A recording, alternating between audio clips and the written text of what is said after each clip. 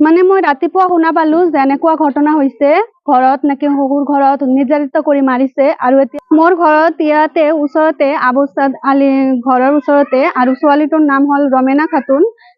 মই ৰাতিপুৱাই শুনি পালো যে ছোৱালীটোক নাকি তেওঁলোকৰ জোঁৱায়েকৰ ঘৰতে হত্যা কৰা হৈছে বুলি, এনেকৈ নিৰ্যাতিত হৈ হত্যা কৰিছে শুনি মানে আমি ইয়াৰ এটা প্ৰতিবাদ চাওঁ, যাতে তেওঁলোকে ভালকে এটা কঠোৰ শাস্তি হয় আৰু এনেকুৱা ঘটনা যাতে আগত আৰু শুনা নাপাওঁ। গতিকে আমি সকলোৱে ইয়াৰ এটা কঠোৰ শাস্তি দাবী কৰি আছো।